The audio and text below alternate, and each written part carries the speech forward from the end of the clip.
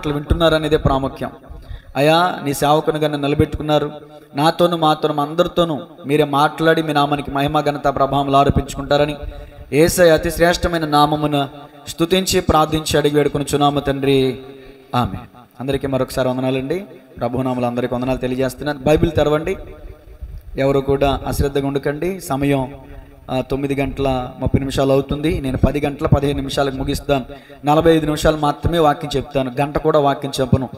45 నిమిషాలు మాత్రమే వాక్యం చెప్తాను. చెప్పే కొద్ది నిమిషాలైన పిల్లల్ని అటు ఇటు తిరగమని మాకండి. చక్కగా బైబిల్ తెరచి నోట్బుక్స్ తెచ్చుకుని చక్కగా చెప్పిన రిఫరెన్స్లు అన్నీ కూడా రాసుకోండి. ప్రతి ఆదివారము రాజుల వర్తమానం చెప్పడం జరుగుతుంది. ప్రతి శనివారం స్త్రీలను గురించిన వర్తమానం చెప్పడం జరుగుతుంది. రాత్రితో 10 మంది స్త్రీల గురించి చెప్పాను. రాత్రి రాని వారికి మరలా చెప్తున్నాను, స్త్రీల గురించిన వర్తమానం వినండి, దయచేసి వినండి. తర్వాత ఇప్పుడు రాజుల వర్తమానం. ఇజ్రాయేలీల రాజుల్లో నుంచి 7వ రాజు గురించి మనం ధ్యానం చేయబోతున్నాం. యూదా ఇజ్రాయేల్ రాజ్యం విడిపోయిన తర్వాత ఇజ్రాయేలీల రాజుల్లో 7వ రాజు అహాబు. రాసుకోండి, అహాబు. ఇతని పరిపాలన 22 సంవత్సరాలు. ఇతని పరిపాలన 22 సంవత్సరాలు. సంవత్సరం చూసుకుంటే క్రీస్తు పూర్వం 876 నుంచి క్రీస్తు పూర్వం 854 వరకు. క్రీస్తు పూర్వం 876 నుండి 854 వరకు. ఓకేనా? ఈ అహాబును గురించిన సమాచారం బైబిల్లో ఎక్కడ ఉంటుందంటే రాజుల మొదటి గ్రంథం. రాసుకోవాలని కనుక రాసుకోండి. రాజుల మొదటి గ్రంథం 16, 17, 18, 19, 20, 21, 22 అధ్యాయాల్లో ఈయన గురించిన సమాచారం ఉంటుందండి. ఎన్ని అధ్యాయాలు? మించుమించు 7 అధ్యాయాలు. 7 అధ్యాయాల్లో ఈయన గురించిన వర్తమానం ఉంటుంది. రాసుకోండి, ఒక్కొక్కటి చెప్తాను. 16వ అధ్యాయంలో యెజెబెలును వివాహం చేసుకొనుట. 16వ అధ్యాయంలో యెజెబెలును వివాహం చేసుకొనుట. ఇంకొక మాట రాసుకోండి, విగ్రహారాధన చేయుట. ఈ 2 పనులు చేశాడు. ఈరోజు ఇదే అధ్యాయాన్ని నేను వివరిస్తాను. 16వ అధ్యాయంలో వివాహము, విగ్రహారాధన. 17వ అధ్యాయంలో కరువును గురించిన వివరణ. 17వ అధ్యాయము కరువు. 18వ అధ్యాయంలో ఏలియా సవాల్ చేస్తాడు, బయలుదేవుడా, యెహోవా దేవుడా, ఎన్నాళ్ళ మట్టుకు మీరు 2 తలంపుల మధ్య తడబడుచుందురు. ఆ సందర్భం 18వ అధ్యాయంలో ఉంటుంది. ఓకేనా? 19వ అధ్యాయంలో ఏలియా బలహీన సమయంలో దేవుడు దూతను పంపించి ఏలియాని బలపరచుట అనేది చూస్తాం. ఒక సింపుల్గా రాసుకోండి, ఏలియాను బలపరచుట. ఏలియాను బలపరచుట 19వ అధ్యాయంలో ఉంటుంది. 20వ అధ్యాయంలో ఏముంటుందంటే ఈ అహాబు సిరియా రాజైన బెన్హదదుతో యుద్ధం చేస్తాడు. ఆ సందర్భం ఉంటుంది. చిన్న మాట రాసుకోండి, సిరియా రాజైన బెన్హదదుతో యుద్ధం. ఇది 20వ అధ్యాయంలో ఉంటుంది. తమ్ముడు, నువ్వు నోట్స్ మెయింటైన్ చేయాలి. రాబోయే రోజులు నువ్వు గొప్ప సేవకుడు కావాలి. అర్థమవుతుందా? నేను సేవలోకి రాకముందు కూడా ప్రారంభం నుంచి కూడా ఎన్నో నోట్స్లు ఉంటాయి, నీకు ఇప్పటికీ చూపిస్తాను నేను. ఎన్నో సార్లు. ఇప్పుడు వద్దులే, మళ్ళీ నువ్వు బాధపడుతున్నట్టు ఉంటుంది. ఓకేనా? వచ్చేవారు డైరీ ఉండాలి నీ దగ్గర. సరే, 20వ అధ్యాయము సిరియా రాజు అయిన బెన్హదదుతో యుద్ధం.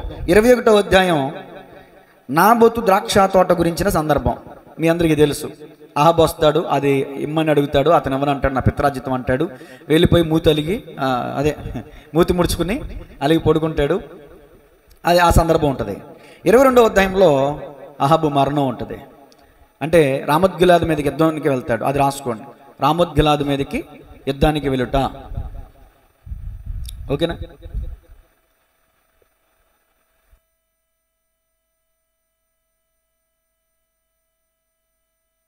సిట్రేట్గా కూర్చుంటే మనకి ఇబ్బంది లేకుండా ఉంటుంది. ఓకే, దేవునికి స్తోత్రం చెప్పండి గట్టిగా. అదే, ఇప్పుడు వాక్యంలోనికి వస్తున్నాను. ఈరోజు 16వ అధ్యాయం ఒకటే చెప్తాను. ఓకేనండి? రాజుల మొదటి గ్రంథం 16వ అధ్యాయం తీయండి అందరూ కూడా. ఎన్నో పేజీ? అందరూ తీయాలి. ఒకరు తీసి ఒకరు తీయకుండా ఉండకూడదు. 296 పేజీ. అందరూ తీసారా? అది. ఇప్పుడు అహాబును గురించిన వివరణ. రాజుల మొదటి గ్రంథం 16వ అధ్యాయము 28 నుంచి కొన్ని విషయాలు చదువుతాను, దయచేసి జాగ్రత్తగా ఆలకించండి. ఒమ్రీ తన పితరులతో కూడా నిద్రించి షోమ్రోన్లో సమాధి యందు పాతి పెట్టబడిను. అతని కుమారుడిన అహాబు అతనికి మారుగా రాజాయను. యూదా రాజైన ఆసా ఏలుబడిలో 38వ సంవత్సరమున ఒమ్రీ కుమారుడిన అహాబు ఇజ్రాయేలు వారికి రాజై షోమ్రోన్లో ఇజ్రాయేలు వారిని 22 సంవత్సరములు ఏలెను. ఒమ్రీ కుమారుడైన అహాబు తన పూర్వీకులందరినీ మించునంతగా యెహోవా దృష్టికి చెడుతనము చేసెను. మంచి చేశాడా చెడు చేశాడా? అహాబు మంచోడా చెడ్డోడా? అందరూ చెప్పట్లా, చెడ్డోడు. నెబాతు కుమారుడైన యెరోబాము జరిగించిన పాపక్రియలను అనుసరించి నడుచుకున్నట స్వల్ప సంగతి అనుకుని అతడు సిదోనీయులకు రాజైన యద్బయల కుమార్తె అయిన యెజెబెలును వివాహం చేసుకుని బయలుదేవతను పూజించుచు వానికి మ్రొక్కుచూ ఉండేను. షోమ్రోన్లో తాను బయలునకు కట్టించిన మందిరమందు ఏం కట్టించాడంట? ఎవరికి? ఏం కట్టించాడు? ఎవరికి? బయలుకి. అమ్మ బాబోయ్, బయలునకు ఒక బలిపీఠము కూడా కట్టించాడంట. మరియు అహబు దేవతాస్తంభం ఒకటి నిలిపెను. ఈ ప్రకారం అహబు తన పూర్వీకులైన ఇజ్రాయేలు రాజులందరికంటే ఎక్కువగా పాపం చేసి ఇజ్రాయేలీల దేవుడైన యెహోవాకు కోపం పుట్టించెను. దేవునికి కోపం పుట్టించడం వల్ల ఏం జరిగింది అనేది 17వ అధ్యాయంలో వచ్చే వారం చెప్తాను, ఓకేనా? మరి ఈ వారం నేను చెప్పదగ్గ విషయం ఏంటంటే అహబు చెడుతనం చేశాడు. అహబు చెడుతనం చేశాడు, యెహోవా దృష్టికి చెడుతనం చేశాడు. ఎలా చెడుతనం చేశాడంటే, ఒకటి యెజెబెల్ని వివాహం చేసుకున్నాడు, 2 విగ్రహారాధన చేశాడు. ఈ 2 మాటలు క్లుప్తంగా మీకు అర్థమయ్యేలా చెప్తాను. దేవునికి స్తోత్రం కలుగును గాక. మొట్టమొదటిగా వివాహం చేసుకునుట. చూడండి, చిన్నప్పటి నుంచి పిల్లల్ని పెంచి పెద్ద చేస్తారు, చక్కగా భయభక్తులతో పెంచుతారు. వారు పెరిగి పెద్దవాళ్ళు అయ్యేసరికి వివాహ విషయంలో తప్పడడుగేస్తారు. చాలామంది క్రైస్తవ ఆత్మీయ తల్లిదండ్రులు అయినటువంటి వారు ఎక్కడండి తప్పడడుగేస్తారంటే వివాహం విషయానికి వచ్చేసరికి తప్పడడుగేస్తారు. వివాహం గురించి హెబ్రీ పత్రిక 13:1 అందరూ కూడా పెళ్లి కార్డుల్లో కూడా వేస్తారు. వివాహము అన్ని విషయములలో ఘనమైనది అని లేదు అక్కడ. ఘనమైనది గాను పాన్పు నిష్కల్మషమైనది గాను ఉండవలెను. అక్కడ ఇంకొక కోణంలో మనం చూస్తే ఘనమైనదిగా ఉండాలి వివాహము అనే విషయం జ్ఞాపకం చేసుకోవాలి. మరి ఘనమైనటువంటి వివాహం, అన్ని విషయములలో ఘనమైనటువంటి వివాహానికి అడుగు వచ్చేసరికి ఎందుకు తప్పడడిగేస్తున్నారు? అన్ని విషయములలోనేమో దేవుని యందు భయభక్తులు కలిగి ఉంటారు. ఒక్క వివాహ విషయానికి వచ్చేసరికి మాత్రం సొంత నిర్ణయాలు తీసుకుని తప్పటడుగులు వేసి పిల్లల్ని చేతులారా శ్రమల కొలిమిలో తోసేస్తూ ఉంటారు. వాళ్ళకేమొచ్చు చెప్పండి? వాళ్ళకేమొచ్చు? ఇప్పుడు అహాబు గారు రాజు అండి. రాజు ఇలాంటి పని చేస్తే ప్రజలు ఎలా చేస్తారు చెప్పండి? యథా రాజా తద ప్రజ అన్నారు. నేను చెప్తాను, రాజు గురించి మొదలుపెట్టిన ప్రతిసారి చెప్పాలి ఈ మాట.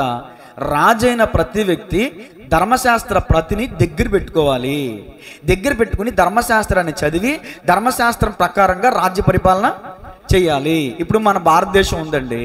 మన భారతదేశంలో జగన్ కావచ్చు, చంద్రబాబు గారు కావచ్చు, ఇంకొక ఎవరండి తెలంగాణలో రేవంత్ రెడ్డి గారు కావచ్చు, కేసీఆర్ గారు కావచ్చు, వీళ్ళు దేన్ని ఫాలో అయ్యి పరిపాలన చేస్తారు? రాజ్యాంగం. అది దేవుడు మిమ్మల్ని దీవించును గాని. అలాగే ఇజ్రాయేలీలకి రాజ్యాంగం ఏంటో తెలుసా? చట్టం ఏంటో తెలుసా? ధర్మశాస్త్రం. మరి రాజు అయిన ప్రతి వ్యక్తి రాజ్యాంగం ప్రకారంగా పరిపాలన చేయాలి. రాజ్యాంగానికి వ్యతిరేకంగా ఏ పని చేసినా వారి మీద చట్టం ఏమండి యాక్షన్ తీసుకునే పరిస్థితి. కాబట్టి రాజే ఇక్కడ తప్పు నిర్ణయం తీసుకుంటే మరి ప్రజల పరిస్థితి ఏంటంటారు? ఆలోచించండి. ఓ రాజా, నువ్వు ఎవరిని వివాహం చేసుకున్నావంటే ఒక రాజకుమార్తెని చేసుకున్నాడు. అంటే అధికారాన్ని బట్టో స్టేటస్ని బట్టో తనకు తగ్గ వివాహాన్ని ఎంచుకుంటున్నాడే తప్ప అది దేవుని చిత్తమా కాదనే విషయాన్ని మాత్రం చూసుకోవట్లా. ఈ రోజుల్లో కూడా చాలామంది వివాహం చేయాలనుకున్నప్పుడు CCC ఫార్ములా ఫాలో అవుతున్నారండి. ఏ ఫార్ములా? CCC formula. సి అంటే క్యాస్ట్. ముందు ఏంటిది పర్ఫెక్ట్ అయి ఉండాలి.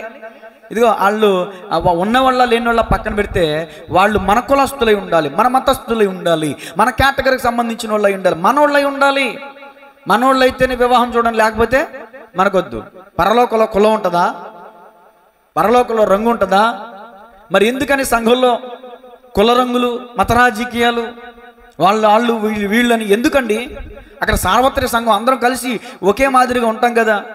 కులానికి బట్టి వివాహాన్ని చూస్తూ ఉంటారు ఈ రోజున కొంతమంది. కులం. ఒక అద్భుతమైన పాట కూడా వచ్చింది, ఒక వ్యక్తి రచించాడు ఆ పాట. కుల పిచ్చోని నేను, కళ్ళు లేని కబోదిని, మత బిచ్చోని నేను, మతే లేని ఉన్మాదిని, ప్రభుదేవా పరలోక రాజా నీ రాజ్యములో నన్ను చేర్చుదేవా. అంటే కులాన్ని బట్టి చూసిన ఎవరైనా కళ్ళు లేని కబోది, మతోన్మాది అని చెప్పొచ్చు. నువ్వు ఈ రోజున దేవుని బిడ్డగా కొనియాడుతూ కూడా క్యాస్ట్ని చూస్తున్నావంటే నీకు అసలు దేవుని భయమే లేదు. నెంబర్ 2 ఇంకొక సి ఏంటి? మన కులం అయితే సరిపోదు, క్యాష్ కూడా. రెండో సి ఏంటంటే క్యాష్. ఒకటి క్యాస్ట్, రెండు క్యాష్. డబ్బు. డబ్బు. రాత్రి ఎవరి గురించి చెప్పాను? దేనా గురించి చెప్పాను. దేనా గురించి చెప్తూ లేయా గురించి జ్ఞాపకం చేశా. లేయా అంటది యాకోబు పొలంలో నుంచి వస్తుంటే, హలో మై డియర్ హస్బెండ్, దా నిన్ను కొన్నాను నేను, నా దగ్గరికి రా అంటది. కట్నం ఇచ్చి పెళ్లి చేసుకునే వాళ్ళకి విలువ ఉండదు, కట్నం అడిగేవాడికి విలువ ఉండదు. టీవీ 9 అడ్వర్టైజ్మెంట్లో ఎన్నో కొటేషన్స్ చేస్తూ ఉంటాడు కట్నం గురించిన విషయాలు. కాబట్టి వాళ్ళు ఇష్టపూర్వకంగా ఇస్తే తీసుకోవాలి, తప్పులేదు, డిమాండ్ చేయకూడదు. ఆడపిల్లవాళ్ళకి కూడా ఉంటుంది, ఊరికి నేను పంపిస్తే రేపు పొద్దున్న అక్కడ ఎన్ని రకాలుగా సాధిస్తారని చెప్పేసి ఏ తులమో పొలమో పంపించాలని వాళ్ళకు కూడా ఉంటుంది, ఊరికి ఇచ్చేయాలని చెప్పేసి వాళ్ళకు కూడా ఉండదు, అంతే కదా. కాబట్టి డిమాండ్ చేయడం తప్పు. కాబట్టి క్రైస్తవులారా కట్నం తీసుకోవడం తప్పు. కట్నం తీసుకోవడం క్రైస్తవ్యంలో వ్యతిరేకించాల్సినటువంటి విషయం. కానీ సేవకులతో సహా, విశ్వాసులతో సహా ప్రతి ఒక్కరు కూడా కట్నం లేనిదే ఈ రోజున పెళ్ళిళ్ళు జరుగుతున్నాయా? జరగట్లా. కట్నాలు ఇచ్చుకోలేక, పెళ్ళిళ్ళు చేసుకోలేక, పెళ్ళిళ్ళు చేయలేక ఆ పిల్లలకి తల్లిదండ్రులు కూడా పురుగుల మందు తాగి చచ్చిపోయిన కుటుంబాలు ఎన్నో ఈ కట్నం వల్ల. సరే, తులమ పొలం అప్పు చేసి ఇచ్చిన తర్వాత కూడా ఇదిగో పండక్కి బైక్ పట్టరావే, పండక్కి ఉంగరం పట్టరావే, పండక్కి ఇదేంటిది దీనేమంటారు బ్యాస్లెట్ పట్టరావే, పండక్కి చైన్ పట్టరావే అని తన్ని తరవేస్తే ఆ పిల్లకి ఇచ్చి పంపించలేక ఉరివేసుకుని చచ్చిపోయిన తల్లిదండ్రులు ఎంతోమంది. వరకట్నపు వేధింపులతో ఎంతోమంది స్టేషన్కి వెళ్ళిన ఆడబడుచులు లేరండి? కోర్టులకి తిరిగే వాళ్ళు లేరా? ఈ వరకట్నపు వేధింపులతో ఎంతమంది స్త్రీలు బలైపోయారు. కాబట్టి గమనించాలి. ఒకటి క్యాస్ట్, రెండు క్యాష్, మూడవ సి ఏంటండి? కలర్. అబ్బా, క్యాస్ట్ మందైతే సరిపోదు, కలర్ క్యాస్ట్ సరిగ్గా ఇస్తే సరిపోదు, అందంగా అబ్బా అన్నీ కావాలి. మరి సొంతంగా తయారు చేసుకోవచ్చుగా. ఈ రజనీకాంత్ గారు తయారు చేసినట్టు ఒక మరబొమ్మను తయారు చేసుకోవచ్చుగా, ఒక ఎర్ర మనిషిని. ఏసు రక్తమేజీ. క్యాస్ట్ మందై ఉండాలంట, క్యాష్ ఉండాలంట, కలర్ ఉండాలంట. మరి దేంట్లో తక్కువైనా సరే మరి వీడికి కూడా అలాగే ఉండాలిగా. నేను అంటాను, ఈ CCC ఫార్ములా కాదు, కానీ నాకు తెలిసిన 4వ సి ఉంది. ఈ 4th శ్రీ ఎవరో ఫాలో అవరు. ఈ 4th Shri C character. Character చూడండి ముందు. దేవుడు చెప్పిన మాట అది. గుణవతి అయిన భార్య దొరుకుట అరుదు. అందంగా ఉన్న భార్య దొరుకుట అరుదు అని ఉందా అక్కడ? లేదు. దేవుని దృష్టిలో ఎవరిని వివాహం చేసుకోవాలంటే అందంగా ఉన్న అమ్మాయిని కాదు, డబ్బిచ్చే అమ్మాయిని కాదు, మన కులపు అమ్మాయిని కాదు. దేవుని వాక్యం ప్రకారం గుణవతి అయిన అమ్మాయిని చేసుకో, బాగుపడతావు. నీ బతుకు దినములన్నీ కూడా కృపాక్షేమములు నీ వెంట వస్తాయి. దేవునికి స్తోత్రం కలుగునుగా. డబ్బును చూస్తేనో, అందాన్ని చూస్తేనో, క్యాస్ట్ను చూస్తేనో బుక్ అయిపోతావు జాగ్రత్త, బలైపోతావు జాగ్రత్త, నట్ట నడి సముద్రంలో మునిగిపోతావు జాగ్రత్త. 4th సి దీన్ని ఫాలో అవ్వండి. నేను చెప్తున్న సజెషన్. డిమాండ్ చేయట్లేదమ్మా, దేవుడే డిమాండ్ చేస్తుంటే వినట్లేదు మీరు. ఆఫ్టర్ ఆల్ సేవకుడు డిమాండ్ చేస్తే వింటారా? చెప్పడం వరకే మా బాధ్యత. పాటిస్తారా పాటించరా అది మీ చిత్తం, అది మీ ఇష్టం. అది దేవుడే అన్నాడు, జీవమార్గంలో మీ ముందు పెట్టా. జీవమార్గంలో జీవంలో వెళ్తావో మరణంలో వెళ్తావో నీ ఇష్టం. జీవ మరణంలో 4వ వర్షం అన్నాడు. దేవునికి స్తోత్రం కలుగునుగా. నీ ఒప్పుకోలు మీద ఆధారపడి ఉంటుంది. ఈ షర్మిల తల్లి గారు ఒకటే మాట మాట్లాడితే, నిర్ణయాతలు మీరే. పాపం ఈ వారం 10 రోజులు ఈ ఎలక్షన్ అయ్యే వరకు ఇక ఈ వీళ్ళకుంటే చూడండి తెప్పలో. నేను కూడా అంటున్నా, నిర్ణయాతలు మీరే. పరలోకానికి ఇంత వాక్యం విని పరలోకానికి వెళ్తారు, నరకానికి వెళ్తారో? నిర్ణయాతలు మీరే. ఏసు రక్తమే చేయం. ఇప్పుడు సబ్జెక్ట్లోకి వస్తున్నా. ధర్మశాస్త్రం దగ్గరికి వెళితే వివాహం గురించిన సందర్భాన్ని మనం చూస్తే ధర్మశాస్త్రం ఏం చెప్తుంది, అసలు చట్టం ఏం చెప్తుందో చూద్దాం. ఓ అహాబు రాజా, నువ్వు యెజెబెల్ని పెళ్లి చేసుకున్నావు కదా, ఆ విగ్రహారాధన విగ్రహాలను పెళ్లి చేసుకున్నావు కదా, ఆ దేవుని చిత్తమేనా అని చూద్దాం ఒకసారి. ద్వితీయోపదేశకాండం 7వ అధ్యాయము 1 నుంచి 5 వచనాలండి. ద్వితీయోపదేశకాండం 7వ అధ్యాయము 1 నుంచి 5 వచనాలు. నీవు స్వాధీనపరచుకొనబోవు దేశములోనికి, నేను చదువుతాను వినేయండి. నీ దేవుడైన యెహోవా నిన్ను చేర్చి బహుజనములను అనగా సంఖ్యకును బలమునకును నిన్ను మించిన హిత్తీయులు, గిర్షాషీయులు, అమోరీయులు, కనానీయులు, పెరిజ్జీలు, హివ్వీయులు, యెబూసీయులు 7 జనములను నీ ఎదుట నుండి వెళ్ళగొట్టిన తర్వాత నీ దేవుడైన యెహోవా వారిని నీకు అప్పగించినప్పుడు నీవు వారిని హతం చేయాలి. ఏం చేయాలంటండి? వాళ్ళని చంపేయాలి, వారిని నిర్మూలన చేయాలి. దీనిలో ఆత్మీయ సత్యం ఏంటంటే వాళ్ళందరూ చెడు క్రియలు చేసేవాళ్ళు. ఇప్పుడు మనుషులను చంపమని అర్థం కాదు, దీని అర్థం చేసుకుని కొంతమంది చెడ్డోళ్ళు అందరూ చంపేస్తే భూమి మీద ఒక్కడు కూడా ఉండదు, మంచోడు అందరూ చచ్చిపోవాల్సిందే. ఇప్పుడు దీని ఆత్మీయంగా మనం ఏం చేసుకోవాలంటే నీలో ఉన్న చెడ్డ క్రియలను చంపేయాలి, నీలో ఉన్న హేమైన వాటిని అది దాని అర్థం. తర్వాత వారితో నిబంధన చేసుకొనకూడదు, వారిని కరుణింపకూడదు. నీవు వారితో వియ్యమందకూడదు. చూసారా, వారితో ఏమనకూడదంట, వియ్యమందకూడదు. వాని కుమారునికి నీ కుమార్తె నీయకూడదు, నీ కుమారునికి వాని కుమార్తెను పుచ్చుకొనకూడదు. నన్ను అనుసరింపకుండా ఇతర దేవతలను పూజించినట్లు నీ కుమారుని వారు మళ్లించుదురు. అందును బట్టి యెహోవా కోపాగ్ని నీ మీద రగులుకుని ఆయన నిన్ను త్వరగా నశింపజేను. క్రైస్తవులారా, క్రైస్తవ ఆత్మీయ బిడ్డలారా,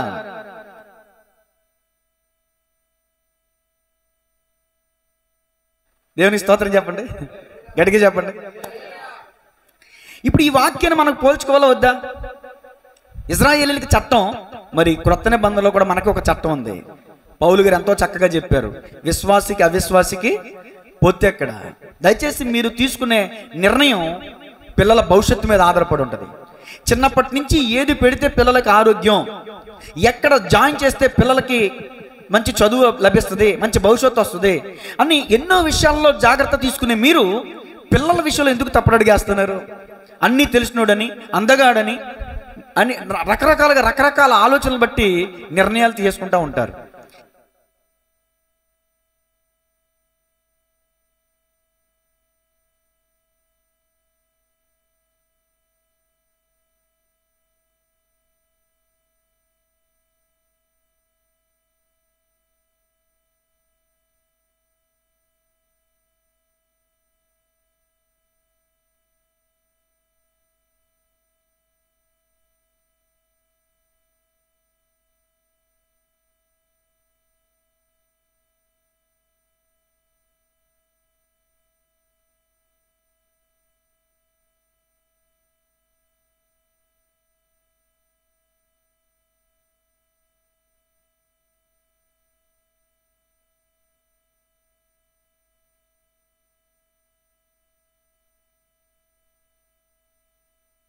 దేవునికి స్తోత్రం కలుగునుగా. అది విశ్వాసం అంటే, అది భక్తి అంటే. అదర్ క్యాస్ట్ మ్యారేజ్ చేసుకోవడం, దేవుని చిత్తం అయితే చేసుకోవడానికైనా వెన్ను తిరిగి చూడకూడదు. చేసుకుంటేనే భక్తి పరుడు అని నేను చెప్పట్లా.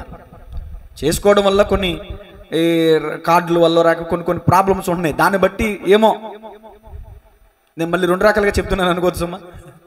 దేవుడు మన ముందుకు నడిపిస్తే వాళ్ళకలాగా ఒప్పుకున్నారు అనుకోండి, అది అక్కడ మీరు విశ్వాసంలో నిలబడిన వాళ్ళు అవుతారు.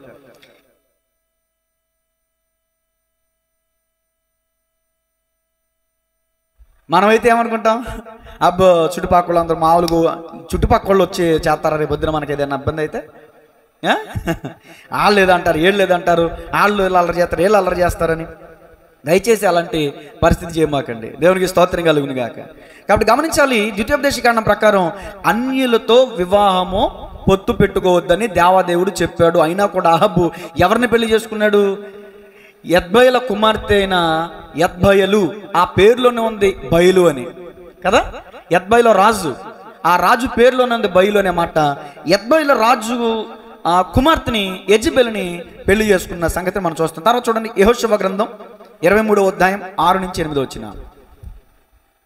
యెహోషువ గ్రంథం 23వ అధ్యాయం 6 నుంచి 8 వచ్చిన. కాబట్టి మీరు మోషే ధర్మశాస్త్ర గ్రంథంలో రాయబడినదంతటిని గైకొని అనుసరించుటకు మనసు దృఢము చేసుకుని ఎడమకు గాని కుడికి గాని దాని నుండి తొలగిపోక మీ యొద్ద మిగిలిన ఈ జనుల సమూహము చేయక, సహవాసము చేయక, వారి దేవతల పేర్లను ఎత్తక, వాటి తోడని ప్రమాణము చేయక, వాటిని పూజింపక, వాటిని నమస్కరింపక, మీరు నేటి వరకు చేసినట్లు మీ దేవుడైన యెహోవాను హత్తుకొని ఉండవలను. చాలండి. ఇక్కడ రాయబడిన మాట ఏంటంటే, ధర్మశాస్త్రంలో రాయబడిన అంతటిని గైకొనాలి, అనుసరించాలి, ఈ సమాజంతోనే సహవాసం చేయాలి, అన్యులతో సహవాసం చేయొద్దు, వాళ్ళతో పొత్తు పెట్టుకోవద్దు, వాళ్ళ దేవతల పేర్లు మీ నోట ఎత్తొద్దు. ఉందా లేదా బైబిల్ గ్రంథంలో? అంతెందుకండి, ఈ 10 ఆజ్ఞలు దేవుడు మనకి ఇచ్చాడు కదా. నిర్గమకాండం 20వ అధ్యాయంలో 10 ఆజ్ఞలు ఉంటాయి కదా.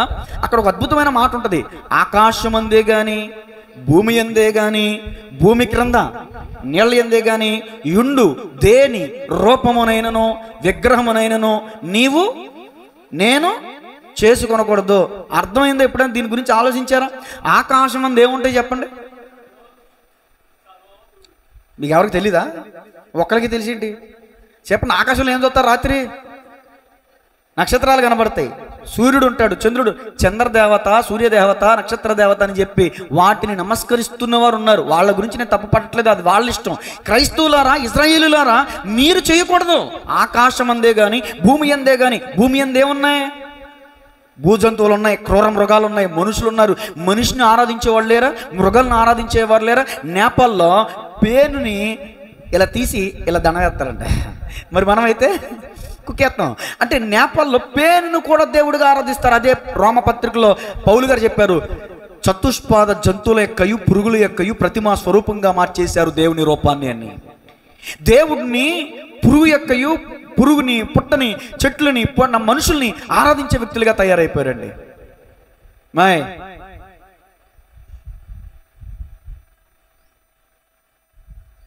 రక్తమే చేయ దేవుని స్తోత్రం చెప్పండి. ఇప్పుడు ఎక్కడున్నాను? అహాబు రాజు చేసిన రెండు పొరపాట్లు.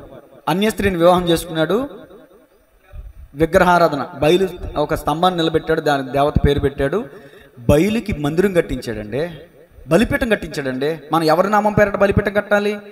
యెహోవా నామమున బలిపీఠం కాలి. దేవునికి బలిపీఠం కట్టకుండా దెయ్యానికి బలిపీఠం కట్టాడు అహాబు రాజు. మళ్ళీ యథా రాజా తద ప్రజ అంటే రాజు ఎలా ఉంటాడో ప్రజలు అలాగే ఉంటారు కదా. ఓ రాజా, నీ జీవితం ఎలా ఉంటే పరిస్థితి ఏంటి? ఒకసారి మరొక కీర్తన చదవండి.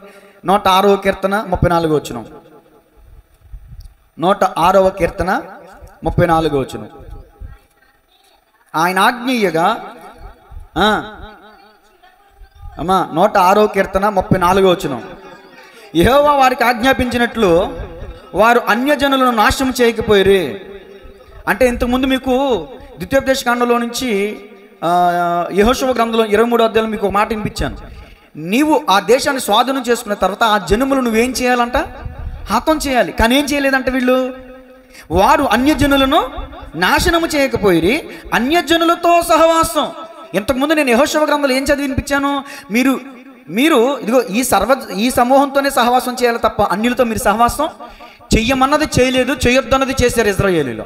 ఈనాటి క్రైస్తవులు కూడా చెయ్యమన్నది చేయరు, చెయ్యొద్దన్నదే చేస్తారు. నాట నుంచి మనకున్న అలవాటు ఆదామాబలుగా నుంచి. తినొద్దన్న పండు తినేశారు, వద్దన్న పని చేయడం అలవాటు అయిపోయింది అప్పటి నుంచి మనకి. పిల్లలైనా చూడండి, ముట్టుకోవద్దన్నది ముట్టుకుంటారు, వెళ్ళొద్దన్న కాడికి వెళ్తారు, చెయ్యొద్దన్నదే చేస్తారు. క్రైస్తవులకు కూడా అదే మూఢ స్వభావం, మొండి స్వభావం అలవాటు అయిపోయింది. చదవండి. వారు అన్యజనులు నాశనం చేయకపోయిరి, అన్యజనులతో సహవాసం చేసి వారి క్రియలు నేర్చుకుని వారి విగ్రహములకు పూజ చేసిరి. అవి వారికి ఏవి? ఇది చెప్పాలి అందరూ కూడా. వారి విగ్రహములకు పూజ చేశారంట. అవి అంటే వారి విగ్రహములు వారికి ఏమైపోయినాయి? ఉరి. అహాబుకు ఉరైపోయిందండి. విగ్రహారాధన చేయడం వల్ల వచ్చిన షాప్మెంటో 17వ అధ్యాయంలో వచ్చేవారని చెప్తాను. ఇప్పుడు పెళ్లి గురించి మాత్రమే చెప్తాను. అహాబు రాజు పెళ్లి చేసుకున్నాడు, యెజెబెల్ పెళ్లి చేసుకున్నాడు. ఆమె ఎంత అందగత్తో నాకు తెలియదు కానీ, ఎంత మందగత్తో నాకు తెలియదు కానీ మామూలుగా ఆడదు కాదండి. ఈ మాట అన్నది క్షమించాలి. ఇప్పుడున్న ఈ క్లైమేట్స్ ప్రకారంగా మాట్లాడాలంటే గిన్నిస్ బుక్లోకి ఎక్కించాము. మంచిదని కాదు సుమా. ఎవరన్నా మంచి పనులు చేస్తే గిన్నిస్ బుక్లోకి ఎక్కుతారంటారు. ఏమంత భయంకరమైన పనులు చేసింది యెజెబెలు. సరే, ఇప్పుడు అహాబు అన్యులతో పొత్తు పెట్టుకున్నాడు, అన్యులతో సహవాసం చేస్తున్నాడు. నేను అడుగుతున్న ప్రశ్న, అమ్మ, అక్క, చెల్లి, తమ్ముడు, అన్న, నువ్వు ఎవరితో సహవాసం చేస్తున్నావు? అన్య జనులతో సహవాసం చేయొద్దని దేవుని వాక్యం చెప్తే ఇశ్రాయేలీయులు అదే చేశారు. అన్య జనులతో సహవాసం చేశారు, వారి విగ్రహములకు పూజించారు, వారిని హతం చేయాల్సింది హతం చేయలేదు, వారితో సహవాసం చేశారు. దేవుని యొక్క వాక్యం చెప్తుంది, కీర్తన గ్రంథం, అవి వారికి ఉరి ఆయను. అంటే అహాబుకి అది ఉరైపోయిందంట. ఎవరినైతే పెళ్లి చేసుకున్నాడో ఆ యెజెబెలే అహాబుకు ఉర్రైపోయి కూర్చుందండి. పెళ్లి చేసుకునేటప్పుడు అది ఒక లైఫ్ టర్నింగ్ పాయింట్ అని చెప్పుకోవచ్చు. నువ్వు ఆచితూచి అడిగేసి ఆలోచన నిర్ణయం తీసుకోకపోతే నీ వివాహము, మొట్టమొదటి వివాహం ఏదైతే ఉందో అది నీ జీవితాంతం వరకు కూడా అది ప్రభావం చూపిస్తుంది. సరైన నిర్ణయం తీసుకున్నావా, హ్యాపీనెస్ కలిగి ఉంటావు, నీ జీవితం అంతా హ్యాపీయే. ఒకవేళ తప్పని అడిగేసావా, నీ జీవితం అంతా నరకమే. ఒకడు కొటేషన్ రాశాడు, వాట్సాప్ స్టేటస్లో పెట్టాడు. ఏంటంటే, భార్య గుణవతి అయితే, భార్య మంచిదైతే ఆ ఇల్లు స్వర్గం అని రాశాడు. కింద భార్య గయ్యాలైతే, భార్య చెడ్డదైతే ఆ ఇల్లు నరకం అని రాశాడు. ఎక్కడో స్వర్గం ఎక్కడో నరకం తర్వాత కానీ బలి కొట్టేసిన రాశాడు ఎవడో గారు. దండం పెట్టవచ్చు. భార్య అర్థం చేసుకునేదైతే, భార్య మంచిదైతే, భార్య ప్రేమించేదైతే స్వర్గమేనంట ఇల్లు. ఇక్కడ అహాబు చక్కగా హ్యాపీగా బతికేస్తున్నాడు. హ్యాపీగా బతికేస్తున్న అతని జీవితంలోనికి మహాతల్లి అడుగుపెట్టిందండి యెజెబెలు. యెజెబెలు అలాంటిదో తెలుసా? క్రూరురాలండి, మూర్ఖురాలండి, మొండి స్వభావం కలిగిందండి. ఎంత భయంకరమైనటువంటి పాపం చేసిందంటే ఆమె వచ్చి రావడంతోనే 850 మందిని అంటేసుకొచ్చింది. ఎంతమందిని? మీకు రెఫరెన్స్ ఇస్తాను, రాసుకోండి. చదవడానికి టైం సరిపోదు, ఇంకొక 10-15 నిమిషాల్లో నేను ముగిస్తాను.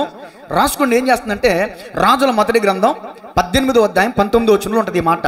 రాజుల మొదటి గ్రంథం 18వ అధ్యాయం 19వ వచనంలో బయలు దేవతల్ని, ఆషేరా దేవతల్ని 400 మంది, 450 మంది, 850 మంది ప్రవక్తల్ని పెంచి పోషిస్తుందంటండి. ఒక విగ్రహారాధనకి సంబంధించిన బయలు ప్రవక్తని, ఆషేరా దేవత ప్రవక్తల్ని ఇశ్రాయేల్ దేశానికి అసలు తీసుకురావడం ఏంటి? వాళ్ళని చంపేయాలి కదా, వాళ్ళతో సహవాసం చేయొద్దు కదా. అదే కదా దేవుడు చెప్పింది. దేవుడు చెప్పింది చేయట్లేదండి అహాబు. దేవుని చట్టానికి వ్యతిరేకంగా చేస్తున్నాడు అహాబు. తనకి నచ్చినట్టుగా చేస్తున్నాడు. ఉపదేశం అంగీకరించి వాడు సురక్షితంగా జీవిస్తాడంట. రాత్రి చెప్పాను నేను దీనా గురించి. ఈనాడు అనేక మంది యవ్వన స్త్రీలు తమ జీవితాలు పాడు చేసుకోవడానికి కారణం ఏంటో తెలిసిన? ఉపదేశాన్ని ఆలకించే స్థితిలో లేరు, తల్లిదండ్రులకు విధేయత కలిగిన స్థితిలో లేరు. దీనా ఎలా తన జీవితాన్ని పాడు చేసుకుందో ఉపదేశం లేకుండా, ఈ అహాబు కూడా ధర్మశాస్త్రం అంటే చట్టం లేకుండా, దేవుని చిత్తం లేకుండా తన సొంత నిర్ణయాలు తీసుకుని తన సొంత పనులు చేసి తన పేకల మీద తెచ్చేసుకున్నాడు, తన ప్రాణాపాయం మీద తెచ్చేసుకున్నాడు. ప్రవక్త వెళ్ళి నేరుగా గద్దించే స్థాయికి వచ్చేసాడు అహాబు రాజు. చూడండి, సామెతల గ్రంథం 13వ అధ్యాయం 20వ వచనం. సామెతల గ్రంథం 13వ అధ్యాయము 20వ వచనం. అన్యులతో సహవాసం చేసిన అహాబు. జ్ఞానుల సహవాసం చేయవాడు జ్ఞానం గలవాడు అవుతాడు, మూర్ఖుల సహవాసం చేసిన వాడు చెడిపోయాడా లేదా అహాబు? కారణం ఏంటి? యత్బయల రాజుతో వీముందాడు. యత్బయల రాజు కుమార్తెను పెళ్లి చేసుకున్నాడు. చెడ్డవాళ్ళతో సహవాసం చేశాడు. గమనించాలి, 6 నెలలు సహవాసం చేస్తే వాళ్ళు అయ్యారంట. ఇప్పుడు ఈ యత్బయల రాజు అయిన కుమార్తెను వివాహం చేసుకున్న ఈ అహాబు కూడా వాడైపోయాడు. వాళ్ళు అయిపోయారు. ఇశ్రాయేలీలు అన్యులు అయిపోయారు. ఇశ్రాయేలీలు విగ్రహారాధికులు అయిపోయారు. ఇక రాజు మొక్కమంటే మొక్కాల్సిందిగా ఇజ్రాయేల్ అందరూ కూడా మొక్కారు. నెబాతు కుమారుడైన యెరోబాము చేసిన క్రియలు స్వల్ప సంగతి అని గ్రహించి, చిన్న విషయం అనుకున్నాడంట. యెరోబాము చేతిలో 10 గోత్రాలను పెడితే యెరోబాము 2 దూడ బొమ్మలు చేసి పెడితే యెరోబాము వంశాన్ని తుడిచేసాడు దేవుడు. చిన్న విషయం అనుకున్నాడండి. మనం ముందున్నటువంటి తరం వాళ్ళు ఏం చేసి పతనం అయిపోయారో మనకు తెలుసు కదా. అలాంటి తప్పులు మనం చేయకూడదు కదా. యెరోబాము చేసినట్టే అహాబు కూడా చేశాడు. తర్వాత చూడండి, సామెతల గ్రంథం 15వ అధ్యాయం 31వ వచనం. సామెతల గ్రంథం 15వ అధ్యాయము 31వ వచనం. జీవార్థమైన ఉపదేశం అంగీకరించువానికి జ్ఞానుల సహవాసం లభించును. అంటే ఇతని జ్ఞానుల సహవాసం లభించలా. ఎందుకంటే ఇతను జీవార్థమైన ఉపదేశాన్ని అంగీకరించాల. నువ్వు దేవుని వాక్యాన్ని శ్రద్ధగా వింటే, దేవుని యొక్క వాక్యానుసారంగా జీవించాలనే తృష్ణ, ఆసక్తి నీలో ఉంటే మంచి సహవాసం నువ్వు చేస్తావు. మంచి వాళ్ళు నీకు సహవాసం అవుతారు. నేను కొన్ని స్థలాలకు వెళ్తాను, వాళ్ళు ఎలాంటి వాళ్ళు ఎవరో నాకు చెప్పక్కర్లా, వాళ్ళ ముఖం చూసి చెప్పేస్తాను, ప్రైజ్ లేడని చెప్పేస్తాను. వెంటనే అడిగిన మా పాస్టర్ గారు నిన్న సిటీ రాయించేటప్పుడు భీమవరం హాస్పిటల్లో, ప్రైజ్ లేడమ్మా ఏ మందిరానికి వెళ్తారు మీరు అన్న. ఆమె ఎవరో నాకు చెప్పిందా? ఆమె ముఖం చెప్పేస్తున్నాము, ప్రార్థన బర్రెలు ఆ మందిరానికి వెళ్ళామని. దేవునికి స్తోత్రం కలుగునుగా. జ్ఞానులు దేవుని ఉపదేశం అంగీకరించే వారికి జ్ఞానుల సహవాసం లభిస్తుంది. అంగీకరించిన వారికి ఏమండి? తర్వాత మాట చదవండి, 28వ వచనం. సామెతలు 28:7. ఉపదేశం అంగీకరించు కుమారుడు బుద్ధి గలవాడు, తుంట్రల సహవాసం చేవాడు తన తండ్రికి అపకీర్తి తెచ్చును. అది మీరు ఉపదేశం అంగీకరించారనుకోండి, బుద్ధి కలిగిన వాళ్ళు అవుతారు. తల్లిదండ్రులు మాట అన్నారనుకోండి, ప్రైజులు అవుతారు. తల్లిదండ్రుల మాట వినలేదనుకోండి, దేశదెమ్మరులు అవుతారు. అంతే కదండి. ఆ తండ్రికి అవమానం. ఫర్ ఎగ్జాంపుల్, ఇప్పుడు మా నారాజు గారు ఉన్నారు, బయట ఉన్నట్టున్నారు. ఎంత సంతోషం ఆయనకి. నేను ఫోన్ చేసి, పాస్టర్ గారు మా అబ్బాయికి మంచి మార్కులు వచ్చినాయి, 433 మార్కులు. సంతోషం. ఎంత సంతోషం అంటే లక్షల రూపాయలు ఇచ్చినా నేను అన్నాను, మీ ప్రయాసకి ప్రతిఫలం తీసుకొచ్చాడులే అన్న. దేవునికి స్తోత్రం కలిగినగా. తల్లిదండ్రులు కష్టపడతారండి, ఆ కష్టానికి ప్రతిఫలం బిడ్డలు చదువుకుని మంచి మార్కులు తెచ్చినప్పుడు కదా వాళ్ళకి సంతోషం. బిడ్డలు ప్రయోజకులు అవుతానే కదా. బిడ్డలు దేశదంబరులు అయితే తల్లిదండ్రులకి సంతోషం కాదు కదా. ఇప్పుడు ఎవరండి తండ్రికి అపకీర్తి తెస్తారంటే తుంటరుల సహవాసం చేసి. ఇప్పుడు మనోజ్ హాస్టల్లో చక్కగా చాలామంది, నేను హాస్టల్లో వేయాలంటే భయం నాకు. ఏమో హాస్టల్ పరిస్థితులు నాకు తెలుసు, కొన్ని అప్పుడు హాస్టల్లో ఇప్పుడు లేవు. ఏమండి హాస్టల్లో వేస్తే అంత భయంకరమైన పరిస్థితులు ఒకప్పుడు, ఇప్పుడు అన్ని కూడా క్రమశిక్షణలు వచ్చినాయి. హాస్టల్లో వేసిన తర్వాత మన మనోజ్ గారు కూడా తుంటల సహవాసం చేసాడు అనుకో, 433 మార్కులు వచ్చాయా.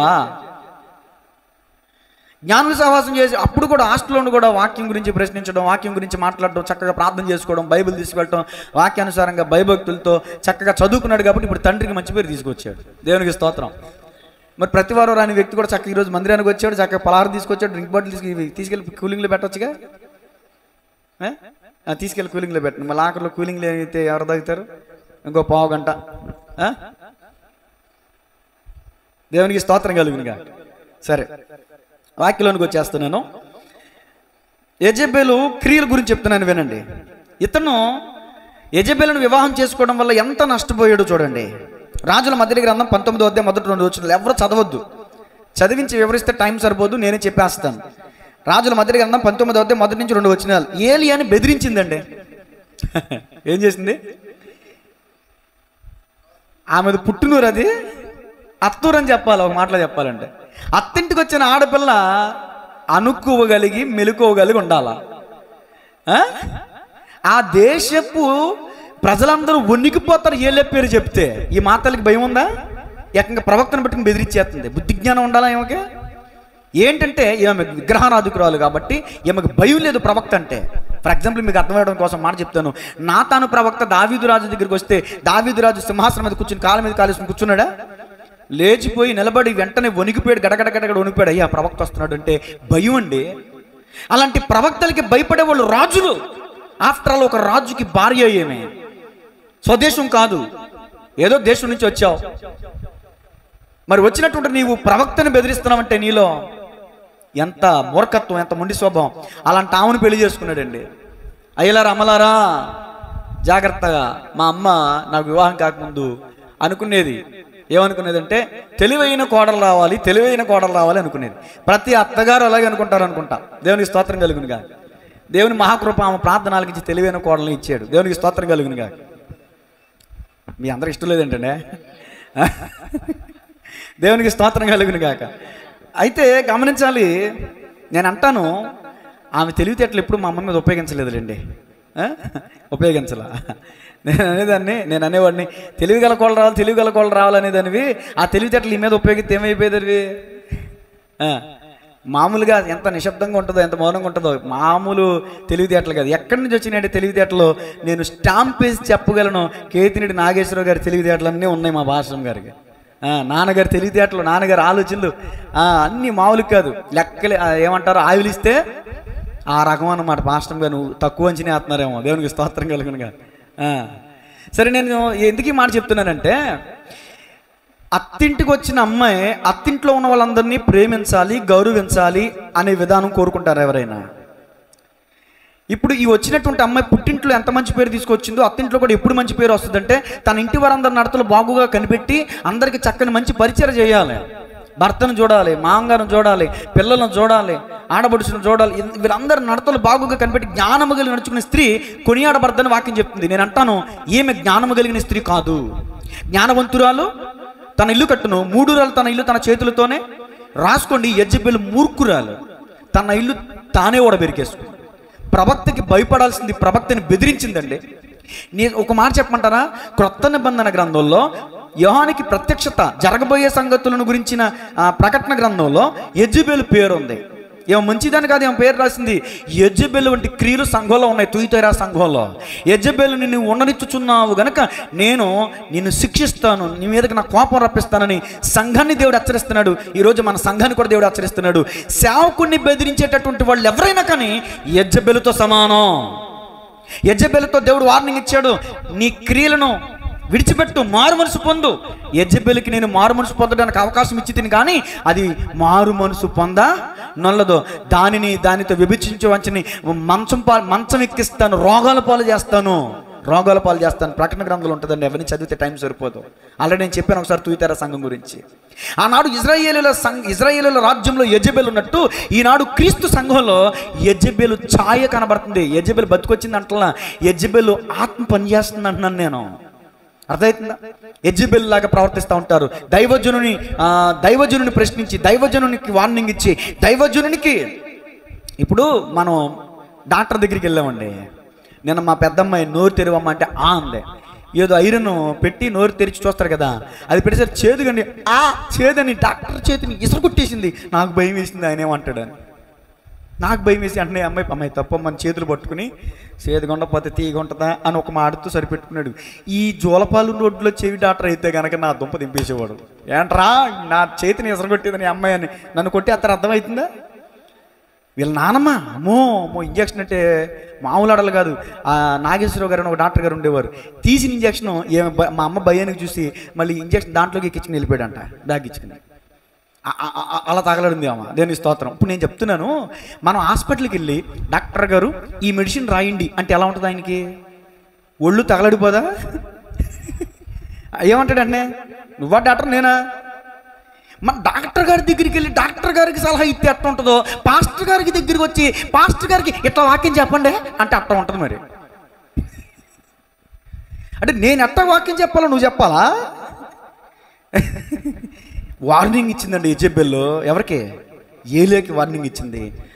తర్వాత మాట ఒకటి, ప్రవక్తల్ని పెంచి పోషిస్తుంది. మనలో కూడా ఉన్నారండి, క్రైస్తవుల్లో కూడా ఇప్పటికీ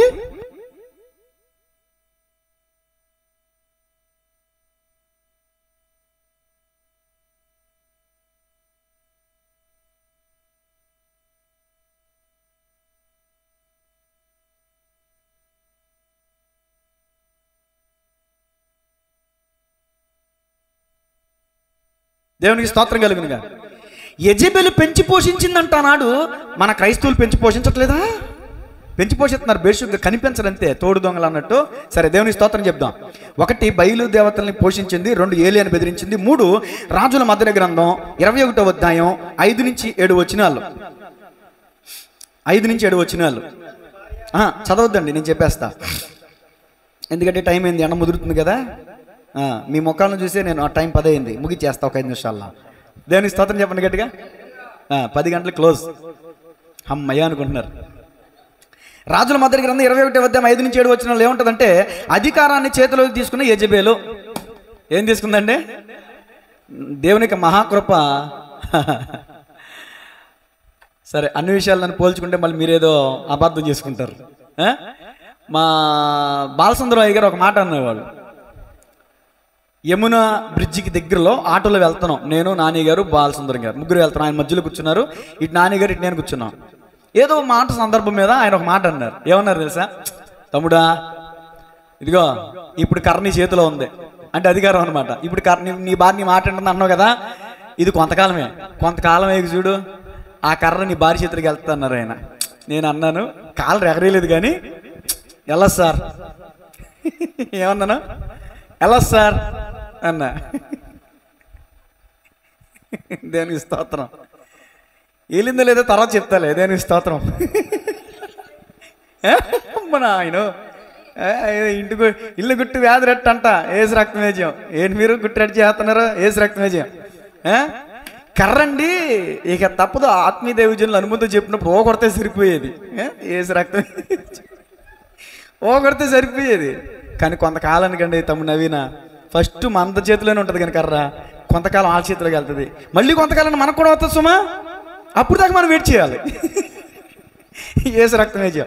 అది ఇప్పుడు ఆహాబు పెళ్లి చేసుకున్నంత వరకు ఆహాబు చేతిలో కర్ర ఉంది, అంటే అధికారం. నుంచోమంటే నుంచునే వాళ్ళు ప్రజలు, నువ్వు కూర్చోమంటే కూర్చునే వాళ్ళు. ఈ యెజెబెల్ మహాతల్లి ఎప్పుడైతే వచ్చిందో, ఏంట్రా కూర్చో అంటే కూర్చుంటాడు ఎవరో రాజుగారు, నుంచో అంటే నుంచుంటున్నాడు రాజుగారు.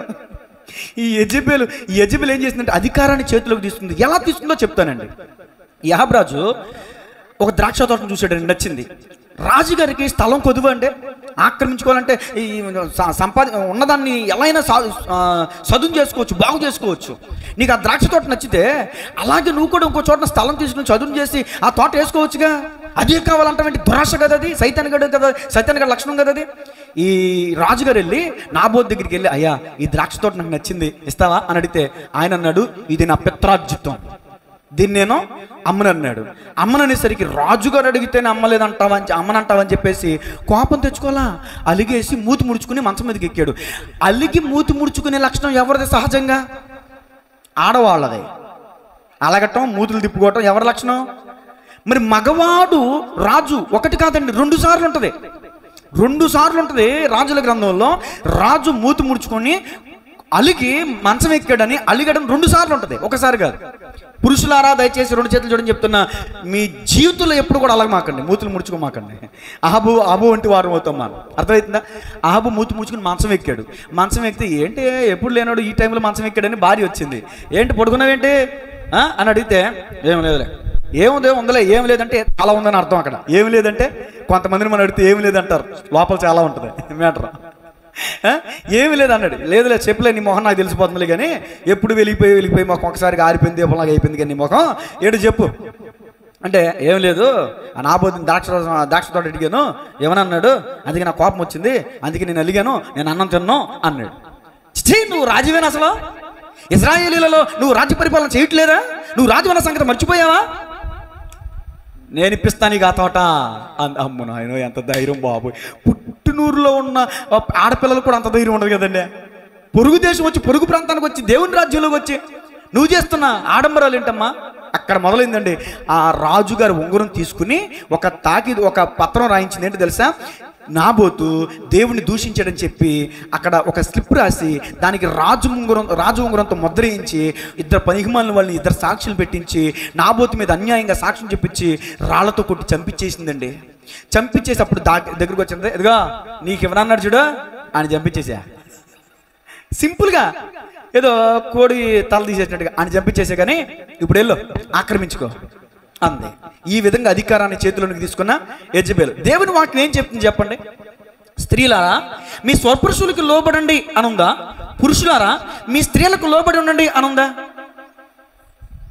వాక్యం తెలీదా మీకు? ఇప్పుడు ఎక్కడ చెప్తే ఎక్కడ లోబడాల్సి వస్తుందని చెప్పట్లా. స్త్రీలారా మీ స్వపురుషులకి ఏం చేయాలంట? లోబడాలి. భర్తకి భార్య లోబడాలి, భర్త భార్యను ప్రేమించాలి. ఇక్కడ భర్త భార్యకు లోబడిపోయాడు, భర్త భార్యకి బానిస అయిపోయాడు. ఒక అద్భుతమైన మాట చదివిస్తాను చూడండి. 21:25 చదవండి. 1 రాజులు 21:25 అవసరం ఇది, అందుకని చదివిస్తున్నా. 1 రాజులు 21:25 21:25 అండి. తన భార్య అయిన యెజెబెలు ప్రేరేపణ చేత యెహోవా దృష్టికి కీడు చేయ తన్ను తాను అమ్ముకొనిన అహాబు వంటి వాడు ఎవడునో, ఈ ఒక్క వచనం చాలు. ఎంత బానిస అయిపోయాడు తన భార్యకి. కూర్చోమంటే కూర్చునేవాడు, నుంచోమంటే నుంచునేవాడు, జడేయమంటే జడేసేవాడు, పేలు చూడమంటే పేలు చూసేవాడు. ఏసు రక్తమేజం. అర్థమవుతుందా? తను అమ్ముకున్నాడండి తన భార్యకి. తన భార్య ప్రేరేపిస్తుంటే సరే అంటున్నాడు తప్ప అది తప్పు, అలా చేయకూడదు అని అంటలేదండి. ఈరోజు చాలా మంది కుటుంబాల్లో యెజెబెలులు తగలడ్డారు.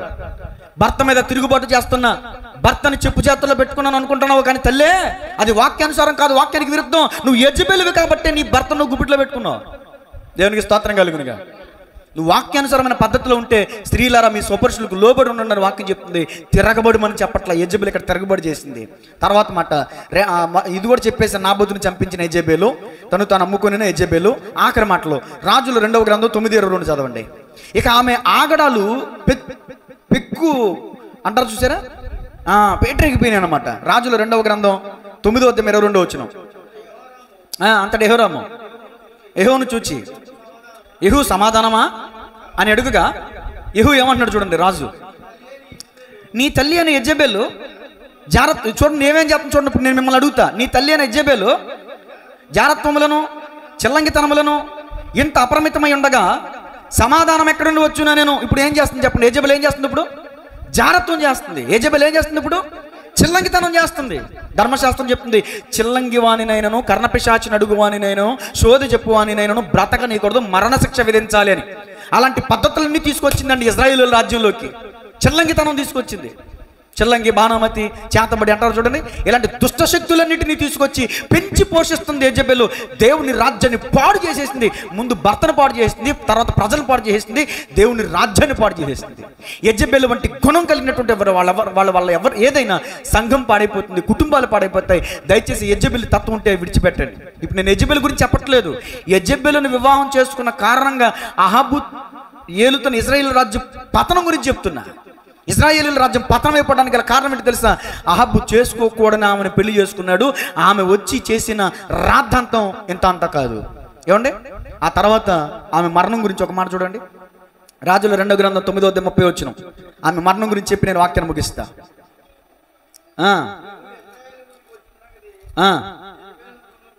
వినబడిన గనుక ఆమె తన ముఖమునకు రంగు పూసుకుని, నేను చదివేస్తాను వినండి. ఆమె తన ముఖమునకు, అహాబు చచ్చిపోయాడు, భర్త చచ్చిపోయాక రంగెందుకు ఆమెకే? భర్త ఉండగా రంగు వేసుకున్నావు అనుకో, పోనీ ఏదో భర్తకు అందంగా కనపడడానికి అనుకోవచ్చు. ఈ మాటలు కొంచెం కఠినంగా ఉంటాయి, నేను క్షమించాలి. భర్త చచ్చిపోయాడు, కొడుకు చచ్చిపోయాడు, ముఖానికి రంగు వేసుకుని కూర్చుంటారు ఎవరైనా? ఇప్పుడు భర్త చనిపోయాడండి, జ్ఞాపకార్థ గుడి పెట్టారు, కార్యక్రమం జరిగిస్తున్నారు. ఆమె అసలు కనమనెత్తారా బయటికి? మన దేశంలో ఉన్న ఆచార ప్రకారం 4 వస్త్రాలతో చుట్టేసి ఆమె లోపల కూర్చోబెట్టేసి ఏడుస్తూ కూర్చోబెడతారు. అంతేనా? బయటకు వస్తుందా? ఏమో చూడండి. ఆమె ముఖమునకు రంగు పూసుకుని శిరోభూషణములు ధరించుకుని, ఆభరణాలు కూడా ధరించుకుందంట మా తల్లి. అసలు బుద్ధి జ్ఞానం ఉందంటారండి. ఎంత కఠినరాలు చూడండి. కిటికీలో కనిపెట్టి చూస్తుందంట. యెహూ గుమ్మము ద్వారా ప్రవేశించను. ఆమె అతనిని చూచి, యెజెబెలు మాట్లాడుతున్న అతను చూచి, నీ యజమానిని చంపినవాడా, జిమ్రీ వంటివాడా? నీ యజమానిని అంటే అహాబును చంపినవాడా, నా భర్తను చంపినవాడా, జిమ్రీ వంటివాడా, నీవు సమాధానంగా వచ్చుచున్నావా అని అడుగగా అతడు ఏం మాట్లాడాలి ఆమెతో? అతడు తలెత్తి కిటికీ తట్టు చూచి, నా పక్షమందున్న వారు ఎవరైనా అడుగగా 2-3 పరిచారకులు పైనుండి తొంగి చూచి, దీనిని కింద పడద్రోయుడని అతడు చెప్పగా వారు దానిని క్రిందికి పడద్రోసినందున దాని రక్తములో కొంత గోడ మీదను గుర్రముల మీదను చిందెను. మరియు గుర్రముల చేతను అతడు దానిని త్రొక్కించెను. అతడు లోపల ప్రవేశించి అన్నపానములు చేసిన తర్వాత ఆ శాపగ్రస్తురాలు రాజకుమార్తె గనక, మీరు వెళ్ళి దానిని కనుగొని పాతిపెట్టుడని ఆజ్ఞగా వారు దానిని పాతి పెట్టబోయిరి. అయితే దాని కపాలమును, పాదములను, అరచేతులను తప్ప మరి ఏమీ కనబడలేదు. వారు తిరిగి వచ్చి అతనితో ఆ సంగతి తెలియజెప్పగా అతడిట్లనెను, ఇది యెజెబెలని ఎవరనో గుర్తుపట్టలేకుండా యెజ్రెయేలు భూభాగమందు కుక్కలు యెజెబెలు మాంసమును తినును. యెజెబెలు యొక్క కళేబరము యెజ్రెయేలు భూభాగమందున్న పెంటవలె ఉండినని తన సేవకుడైన తిష్బీయుడునకు ఏలియా ద్వారా యెహోవా సెలవిచ్చిన మాట చొప్పునిది. ఏమో దుర్మార్గం చేసింది, నీతిమంతుడైన నాబోతును చంపించింది. ఏ రక్తము నాబోతు రక్తము కుక్కలు నాకునో, అవే కుక్కలు అహాబు యొక్క యెజెబెలు యొక్క మాంసం తినును, రక్తము నాకునని ప్రవక్త ముందుగానే ప్రవచనం చెప్పాడు. ఏదైతే ఏమి అన్యాయం చేసిందో అన్యాయము చేత ఏమే పడద్రోయబడింది, చచ్చిపోయింది. ఆ కుక్కలు వచ్చి ఆమె మాంసాన్ని తినేస్తే పుర్రే, కాళ్ళు చేతులు తప్ప ఏం మిగలలేదంట. రాజకుమార్తె కదా, తీసుకెళ్ళి సమాధి చేయండి అని కూడా అన్నాడంట. పాప మీకు ఎక్కడ సమాధి చేస్తామయ్యా, బాడీ ఏమి మొత్తం స్తనాతనకులు అయిపోయిందయ్యా అన్నాడంట. అలాంటి భయంకరురాలు యెజెబెలు. అలాంటి భయంకరురాలను పెళ్లి చేసుకున్న అహాబు అధికారాన్ని కోల్పోయాడు, రాజ్యాన్ని కోల్పోయాడు, పేరు ప్రఖ్యాతలు కోల్పోయాడు. అతని రాజ్యములు, అతని వంశంలో నుంచి యేసు ప్రభు రావాల్సింది, కానీ యేసు ప్రభులు వారు అతని వంశంలో నుంచి అతని వంశం తుడిచిపెట్టుకుపోయింది. కాబట్టి గమనించాలి, ఆలోచించాలి. ఈ రోజున మన పరిస్థితి ఎలా ఉంది? తలలో వంచండి, ప్రార్థన చేసుకుందాం. యెజెబెలు వివాహం చేసుకున్నట ఒక్క మాట చెప్పాను. యెజెబెలు విగ్రహారాధన చేయటం వల్ల వచ్చిన శిక్ష ఏంటో వచ్చే వారం చెప్తాను. 17వ అధ్యాయం వివరిస్తాను. ఏమండి, కొద్దిగా, ఎందుకంటే వేసవికాలం కనుక ఎక్కువ సమయం కూర్చోలేకపోతున్నారు, కానీ నేను ఎక్కువ వాక్యం చెప్పట్లేదు. నేను చెప్పలేక కాదు, నా దగ్గర ఓపిక లేక కాదు, అది మిమ్మల్ని ఇబ్బంది పెట్టడం ఇష్టం లేక. 2 నిమిషాలు ప్రార్థన చేయండి నమ్మకంగా. అయ్యా, ఈరోజు అహాబు రాజు గురించి మీరు మాతో మాట్లాడారు. అహాబు రాజు యెహోవా దృష్టికి చెడుతనం జరిగించాడని ఈరోజు మీరు మాతో మాట్లాడారు ప్రభా, వందనాలు. నిజమే, ఎలా చెడుతనం చేశాడు? 1, విగ్రహారాధకులను పెళ్లి చేసుకున్నాడు. 2, విగ్రహారాధన చేశాడు. తత్ఫలితం ఏంటో వచ్చేవారం ధ్యానం చేద్దాం. మరొకసారి మీరు గమనించుకోండి. అయ్యా నిజమే ప్రభా, మా పిల్లల్ని కూడా విగ్రహారాధన పెళ్లిళ్ళు చేసి నేను అలాగే ఎంతో నష్టపోయిన, ఆత్మీయంగా నా బిడ్డలు ఎంతో పతనం అయిపోయారు ప్రభా. నా బిడ్డలు ఈ రోజున మందిరానికి రావాలనుకుంటున్నారు, రాలేకపోతున్నారు ప్రభా. అయ్యా నిత్య జీవ మార్గం నుంచి నేనే త్రోసేసేసాను ప్రభా. నా బిడ్డలు నేనే ఉరికమం ఎక్కించినట్టు అయింది ప్రభా నా పరిస్థితి. అయ్యా ఒకవేళ వివాహం చేయవలసిన వారు ఎవరైనా ఉంటే ప్రభా, నా బిడ్డలను ఆత్మీయులకి ఇస్తాను, నా బిడ్డలను దేవుని యందు భయభక్తులు కలిగిన వారికి ఇస్తాను.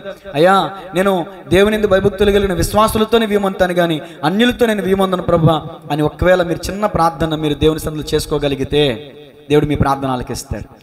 అమ్మా నీ బిడ్డలకి ఏది మంచిదో నీకంటే ఎక్కువ ఆయనకి తెలుసు. నువ్వు కన్నావు కానీ ఆయన పుట్టించాడు, ఆయనకి తెలీదా? ఆయన సృష్టించాడు, ఆయనకి తెలీదా?